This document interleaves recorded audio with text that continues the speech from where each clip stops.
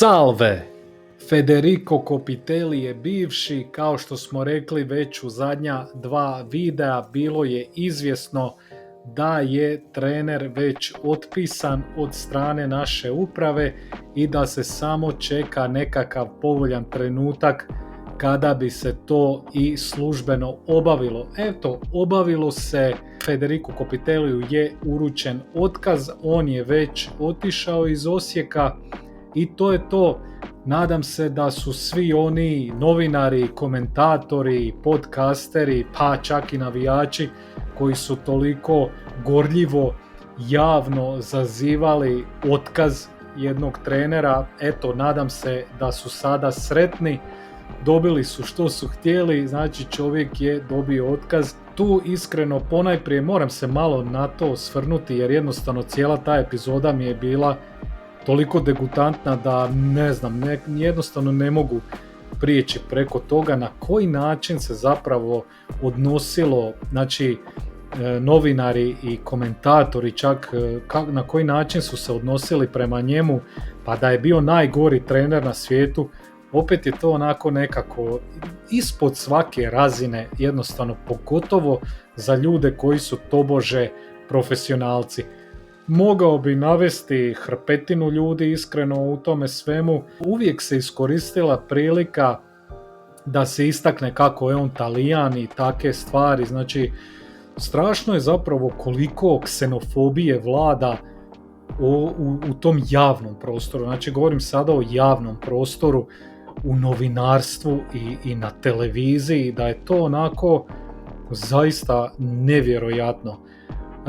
Jedino koga moram istaknuti imenom i prezimenom, to je naravno ekipa iz Max Sporta, ponajprije Valentina Miletić i Andrija Cmrečnjak, koji su nikada nisu, uvijek su iskoristili priliku, znači nekako ga spustiti, znači Copitellija, i to na nekakav onako, baš onako podcjenjivački, pa čak i uvredljivi način.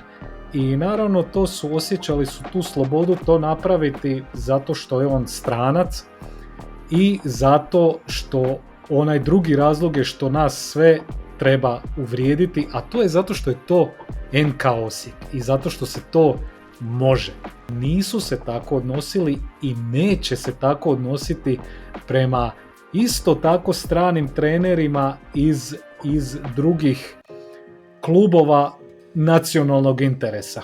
A naravno tu moram istaknuti onu priču o intervjuima sa Copitellijem gdje se uvijek pričalo na engleskom jeziku i onda kada se upitalo, direktno je postavljeno pitanje zašto se s Copitellijem razgovara na engleskom, a sa Gattusom i Cannavarom na talijanskom. I onda je tu naravno krenula svakakva mentalna gimnastika, zašto, zbog ovoga i zbog onoga, da bi čak je bilo rečeno da je zato što Gattuso ne zna engleski. A evo dobro, ajde recimo da Gattuso ne zna stvarno engleski, ali Cannavaro zna engleski i opet se s njim priča na talijanskom. Ali naravno da je ovo totalna glupost, Gattuso zna engleski i može se s njim pričati na engleskom. Ako se priča na talijanskom sa ovom dvojicom, zašto se ne priča sa Copitellijem? Ne mora to biti ni Copitelli. Zašto se nije pričalo na talijanskom i sa Tramezzanijem? Zašto? Znamo svi zašto. Zato što su to Copitelli i Tramezzani i zato što je to Osijek i Istra. I tu nema izlaženja, neće niko izaći u susret, jer neće podilaziti. A kad se radi o klubovima nacionalnog značaja i imenima kao što su Gattuso i Cannavaro, a oni zaista jesu imena i tu nemamo o čem pričati, a onda će se izaći u susret, onda će se podilaziti. Tako da degutantno mi je cijela ta situacija, jednostavno i cijeli taj medijski linč zapravo na Copitellija je strašan. A što se tiče samog Copitellija ovako kao trenera, i to moje mišljenje zapravo se nije ni toliko promijenilo od onog videa kad sam ga napravio na polusezoni, znači manje više bi ja ostao pri istome. Zapravo ono što je pošlo po zlu, ja bih rekao dodatno u ovom dijelu polusezone, znači poslije zimske stanke, mislim da se tu najviše vidjelo, on je platio danak neiskustva. Znači tu se vidjelo da on jednostavno nema toliko puno iskustva i to smo svi zajedno platili sa rezultatima kakvi su bili. A to je došlo do izražaja zbog odlaska Bote. To je jednostavno, mislim da je najveća stvar u toj cijeloj priči, jer jednostavno mislim da je Boto i u klubu i u slačionici i on je bio na treninzima, mislim da je on bio taj nekako glavni autoritet i onda je i Copitelli uz njega malo to prisvojio tog autoriteta, što je njemu naravno trebalo, jer znamo da je on, uvijek smo znali da je on mlad trener, nema toliko iskustva, odnosno u seniorskom nogometu nema skoro pa ništa iskustva i naravno da je njemu to trebala mu je ta podrška i onda kada je Boto otišao, to je bilo to, jednostavno u klubu očito je da mu tu nitko nije dao podršku i jednostavno pogotovo kad je krenuo taj medijski linč, a nije to krenulo nakon 5 poraza, krenulo je već nakon prvog i onda je to bilo i čak i nakon pobjede protiv Dinama odmah se znači gazilo po njemu kak je to slučajna pobjeda i ovo i ono, a kao da je to prvi puta da je netko izdominirao pa izgubio, jel? Dogodilo se to nama u ovoj sezoni i više puta. Ali eto, šta da vam kažem, možete slaviti, Copitelli je bivši, ta priča je završena. A sada, nakon što je Copitelli napokon otišao, sad će nam procvasti ruže, sve će krenuti nabolje, pobjeđujemo sve do kraja. Naravno da sam malo sarkastičan, ali ja se nadam zapravo da ću biti u krivu i da će stvarno krenuti nabolje. Naravno, nadam se. I novi trener je stigao, on je Simon Rožman, Slovenac. Evo nam još jedan stranac, a šta ćemo sada, ne znam jel Slovenac dovoljno naš ili će biti ipak stranac, sad ćemo vidjeti kakva će biti situacija s tom razinom ksenofobije, jel prihvaćamo Slovence ili ne. Ali šalu na stranu, odnosno nije to ni toliko baš ni šala, ali Simon Rožman je isto tako trener koji nema nešto pretjerano, isto je zapravo mladi trener i ima dosta zapravo iskustva naravno u seniorskom nogometu, ima dosta iskustva u hrvatskom nogometu, ali najviše u slovenskom. On je trener koji je osvojio 2 kupa, jedan slovenski sa Domžaleom i jedan hrvatski kup i to s Rijekom i to nakon što je izbacio Osijek. On još se vraća onda u Maribor, pa Celje, pa onda u Sarajevo, gdje ga zapravo zamjenjuje Zoran Zekić prošle godine. Kad pogledam Rožmanovu karijeru, iako je dosta mlad trener, nekako mi se čini da mu je karijera u nekakvoj silaznoj putanji.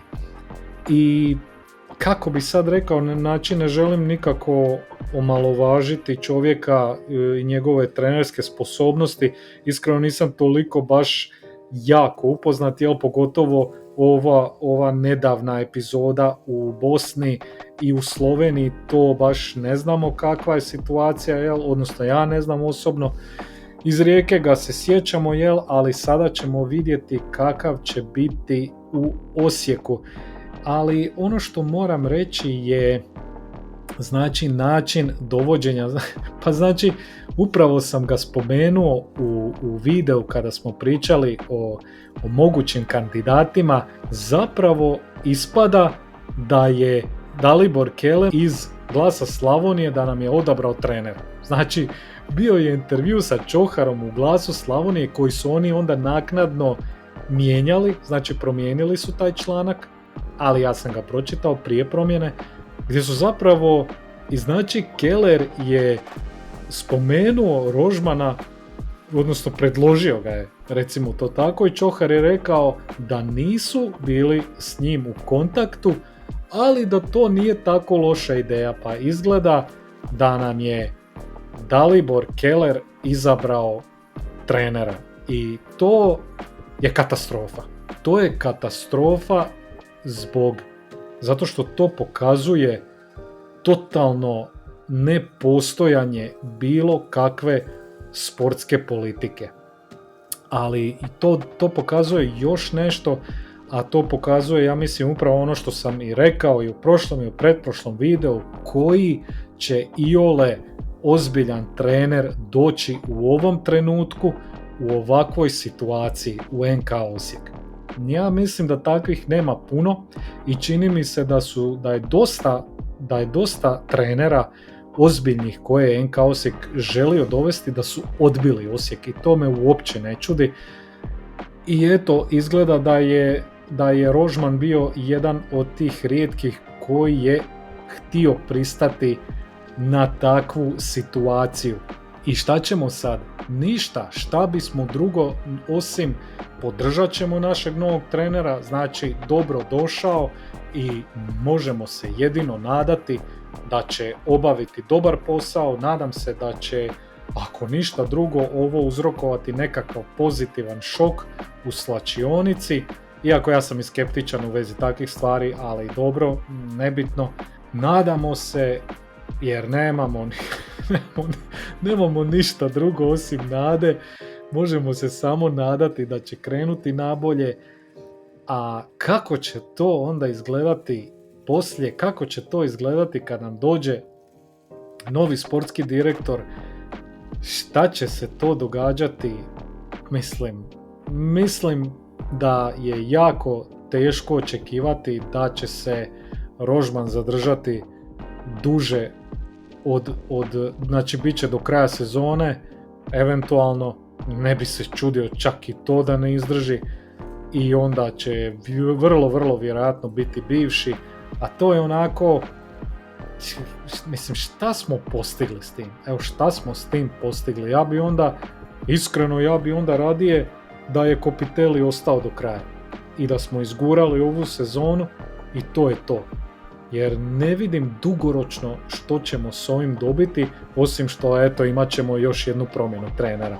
I to je zapravo ogledalo nekako naše sportske politike, ne samo u ovom trenutku, ne samo u ovoj sezoni, nego jednostavno već to traje nekoliko godina, to lutanje. Radi se jedan eksperiment, onda to ne uspije baš, onda se totalno sve mijenja, pa se radi neki drugi eksperiment, pa onda opet to ne ispadne najbolje, onda opet se sve apsolutno mijenja. Ja nisam za ovakve smjene trenera u sred sezone. Mislim da to nije dobra, generalno nije dobra praksa. Mislim da se to treba raditi stvarno u nekakvim apsolutno katastrofalnim situacijama, a ja mislim da ovo nije bila takva situacija. Mislim da se treneri trebaju mijenjati na kraju sezone kad se podvuče crta, ako se na primjer vidi da iz bilo kojeg razloga se ne može suradnja nastaviti, ako se vidi da jednostavno nema tu kompatibilnosti, ako se vidi da možda imamo neki cilj koji taj trener po nekakvom našem sudu ne može ispuniti za sljedeću sezonu, onda ajmo nešto probati drugačije. Ali ovaka vatrogasna rješenja nisam pobornik toga i jednostavno ne mislim da dugoročno išta dobivamo s tim. Zapravo mislim da gubimo. Mislim da se u većini slučajeva tu gubi. Pogotovo na kraju sezone. Ne znam koja je poanta, čak i na početku, iako i to mi je glupo, mijenjanje trenera kad na početku sezone prvih 10 kola, pa se 5-10 kola, pa se onda ide mijenjati trener. Ali još gore mi je ovo na kraju, mislim, šta se sad pokušava s tim postići, ja nemam pojma.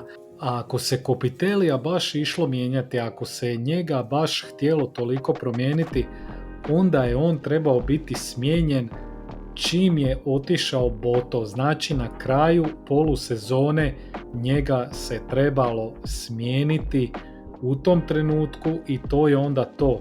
Znači pogotovo nakon ove šture objave kluba, nakon što je naravno Copitelli razriješen dužnosti. Znači tu imamo 3 rečenice koje su napisali i ono što je najzanimljivije ovdje je što su napisali: podsjećamo, talijanski je strateg na Opus Arenu stigao u lipnju prošle godine kao izbor tadašnjeg sportskog direktora Josea Botta.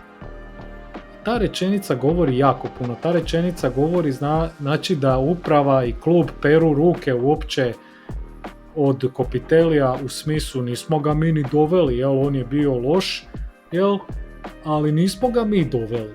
I rješavamo se apsolutno svega što je Boto napravio i sve što je bilo loše u njegovom mandatu, to ćemo sad sve pročistiti, sve ćemo maknuti, ali ako je već to argument, onda je to trebalo biti napravljeno na polusezoni. I onda ajde dovedi trenera koji će barem odraditi ovu polusezonu, jel, do kraja. I to je to. A ne ti čekaš onda opet, ne znam, upravo ono, ne znam koliko puta moram ponoviti, jednostavno nema sportske politike, nema ničega. Opet ću ponoviti, volim tu riječ i upotrijebit ću je opet, radi se stihijski, bez plana i bez programa.